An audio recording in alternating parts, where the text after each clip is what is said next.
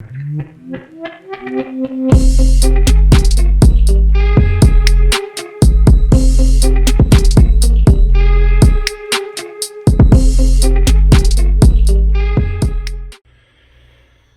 we're working on the water heater. Now the status code I'm getting, if you see, there's 2 blinks, then a little break, 2 blinks. So if you look at what the status code is, on here you can see there's a variety of errors depending on how many flashes. 2 flashes means the thermopile voltage is low. So that's the replacement. Now, just so you know, I've turned this off and relit the pilot several times to see if I could clear this code. What it was doing is this occasionally, and then sometimes the burners would come on and light, but now anytime I light the pilot, it just sticks on this code after a few seconds and the burners no longer come on.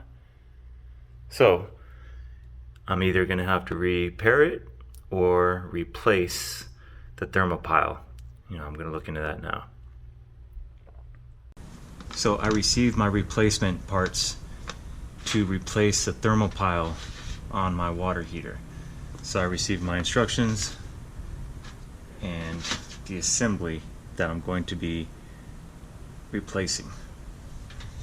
So the first step, I've had this shut off for a while. You got to make sure your gas is shut off. Make sure it's not hot. Mine hasn't been running, so it's not hot. The gas needs to be shut off, and then you remove your front door so you have access. So what we need to do is remove the burner door assembly, and to do that we'll need a 7/16 wrench to remove the pilot tube. Then we'll separate this igniter wire, and we'll have to remove the manifold tube with the 3/4 inch wrench. So I'll do that first.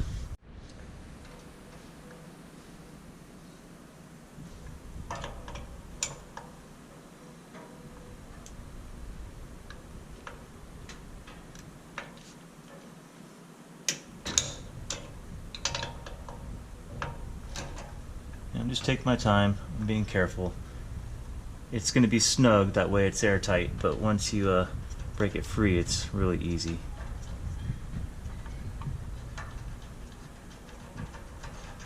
Alright, so that's out, and that will just drop out there.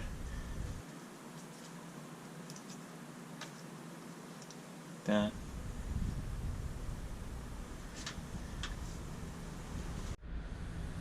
Alright, so this is 3/4 inch, but I have my crescent handy, and you've got to be careful with the crescent so you don't strip it, but I'm pretty familiar with using these, so I don't want to take the time to go track down 3/4, so I'm just going to get it in there, make sure it's snug, and same thing, and break this free.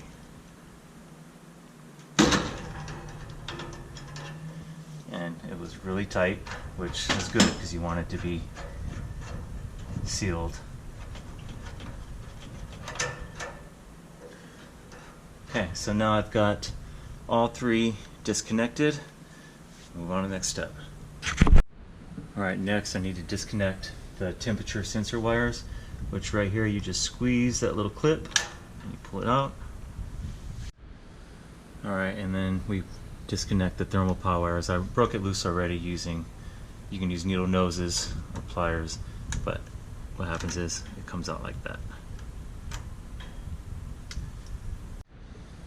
Okay, so now everything's disconnected. These are disconnected. We just got to pull them down out of place. Like that. It's ready to be removed. Alright, so now we use 1/4 socket and remove the screws that keep this assembly in place. The lighter burner assembly.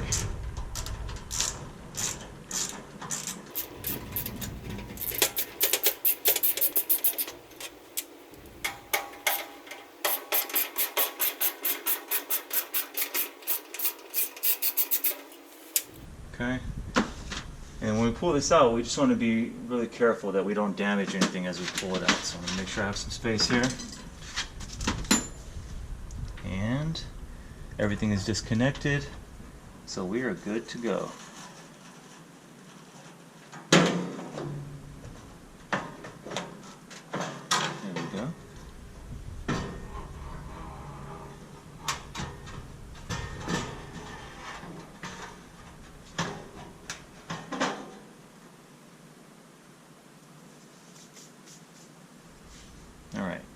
So I could keep wiggling it all the way out.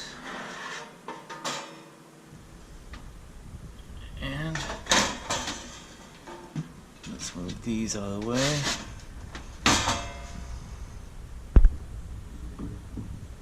And there we go. Alright, so next you got to lift this retainer clip right here. And to do that, you can just use a flathead screwdriver and work it so you can pop it up.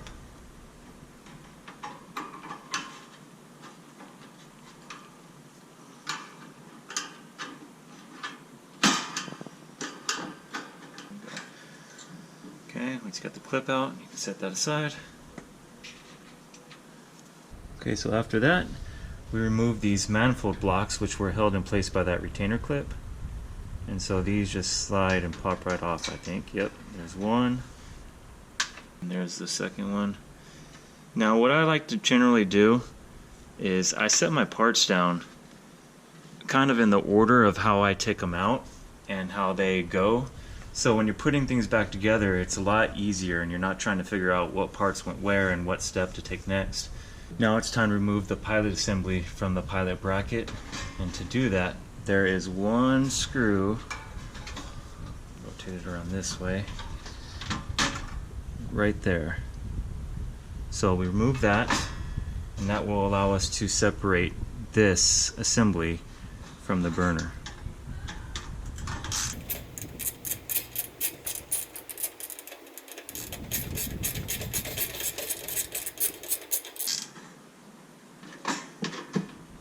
Now,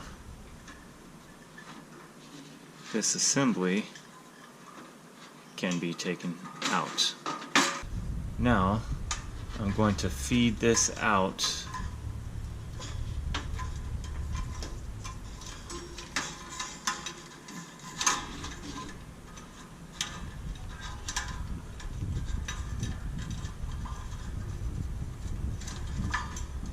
and I'm just taking my time because I don't want to bend how this tube is set. That way when I replace it, everything's still in the right position. So better to take an extra minute or two and be safe and cautious than to have to figure out how to adjust something all over again. So get this last part in there. Alright, so that's it. So that is the burner. And then here is our component. So next we will disconnect this tube right here to separate this from the rest, and then we can switch it with the new assembly. So we'll do that next. Alright, so we're going to remove this.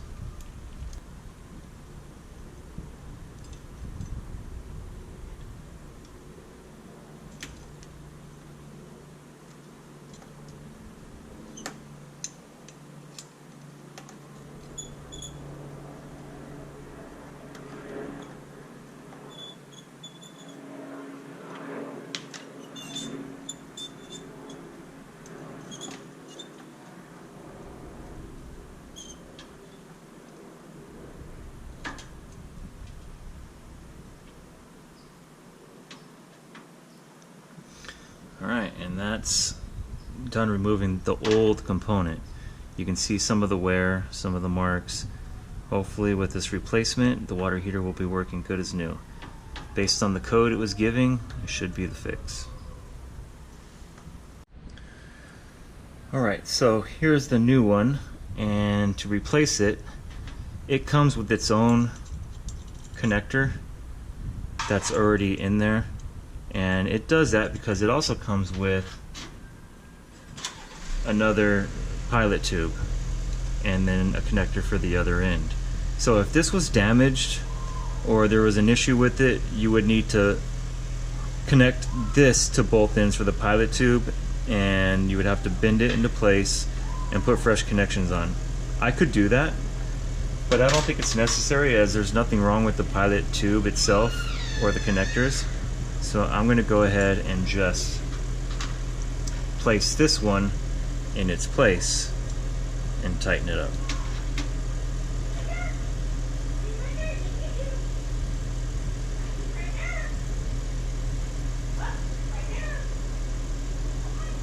And this can move separately from it, but because it's in there and snugged already, I'm just kind of putting it back in the same way I got the other one out. I can snug that up later in a minute. Let me look at how this is going to fit in. Do that first. Alright, before we go any further, let me show you something important real quick. So this is the old one, and there's an orifice that sits in there. And so when you switch this pilot tube to the new assembly, there should be an orifice in there too. So make sure that's in there. And once it's in there, then we'll go ahead and go back to connecting this again. But I just wanted to unscrew this just to show how important that piece is. You make sure that orifice is inside there when you attach this. Alright, so I'm going to run this back through, and you have to run the wires before the pilot tube. That way this plastic piece can fit like that. And then you run the wires, pull those through, bring your pilot tube through. And I'm doing this very gently, taking my time, primarily because this is already pre-bent the way that it needs to be, so everything fits the way that it should. So I don't want to put too much pressure and bend this when I don't need to. Instead, I can just simply keep rotating this around and get it to where it was before, like so. And then it should fit right back where it was before. Okay, so right here we need to pop that back on and connect it to where it goes underneath. And we'll take the same screw that we disconnected before, and we're going to put that in place so we can mount this piece back in. So that goes right here.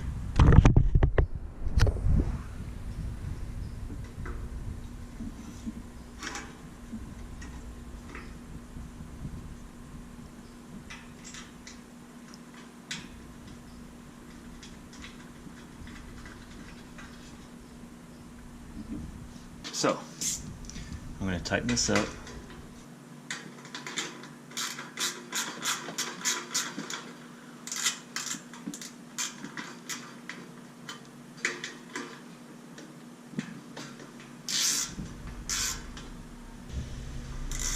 And all you gotta do is just snug it. That should be nice and tight. There we go.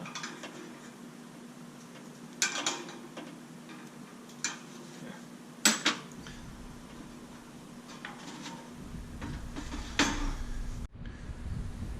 Now I'm putting the manifold blocks back in. They're slotted. For the biggest part up top would be the pilot tube. And then you can see when you put them together, the bottom circle's bigger than the middle circle. So you're going to use your smaller wire, which is your orange wire, is going to be in the middle, and the bigger set of wires, the red and white wire, will be at the bottom.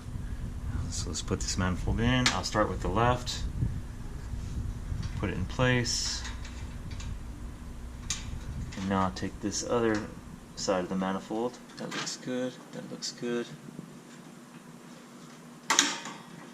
And just like that, you're in. So the wires are all separated the way they need to be in the right corresponding slots. And the only reason this isn't wanting to sit all the way snug is just because we don't have a perfect bend yet on this tube here.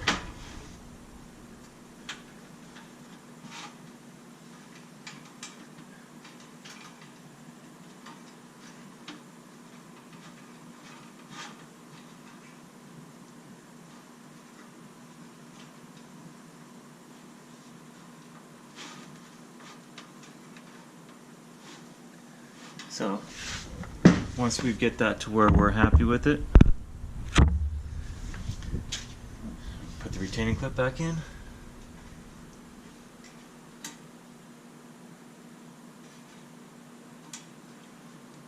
Lugged it up. And there we go. Now I'll just work the retaining clip down. Alright, finishing just tapping down the clip that holds this manifold block in place. Looks good. One last, make sure. Alright, so we're all the way in. That's done.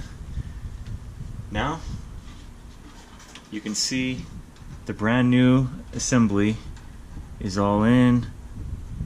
Everything is still lined up as it's supposed to be. I already tightened this here. Alright, so now I'm going to reinstall the burner.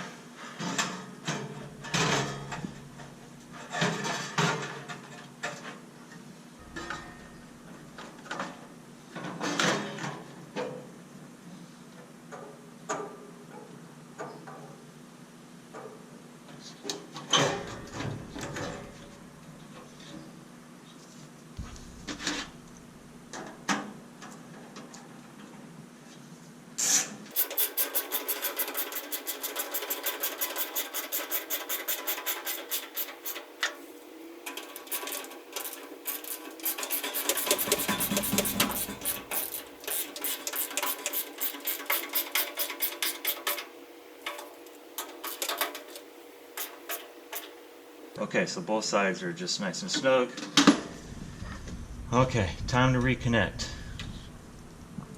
So, we've got our two pipes, tubes I should say, that go in here, and then this one goes in there. And so we're going to feed this up and tighten.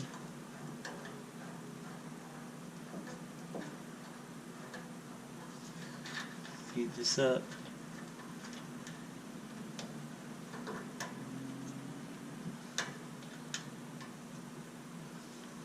Okay, so tight.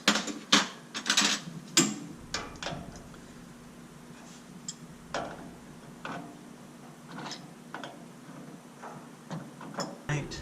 There we go. Alright, time to reconnect the wiring. So we can connect this one, your red and white, snap back in, push back in here. There we go. And there we go. And then this one clicks back in here.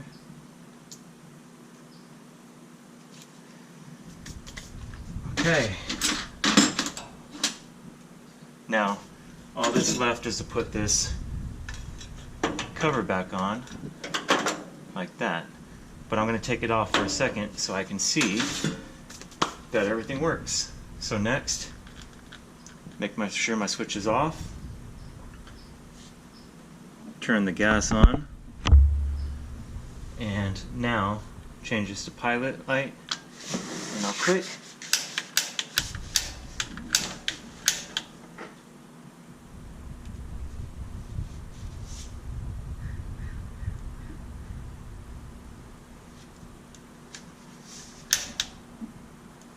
Go. Pilot's lit.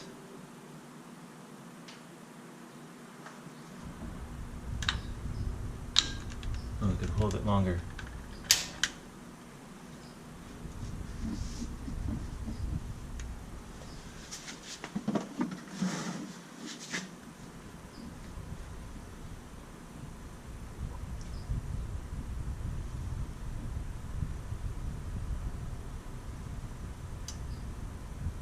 There we go. The status light clicked on. Alright. Turn it up. There it goes. Kicked on. And it's working. So, that is how you replace your Thermopile wiring kit and thermocouple kit. For this is a Honeywell, but it's probably going to be the similar process regardless of which thermostat you have. I hope this video was informative. Thanks for watching.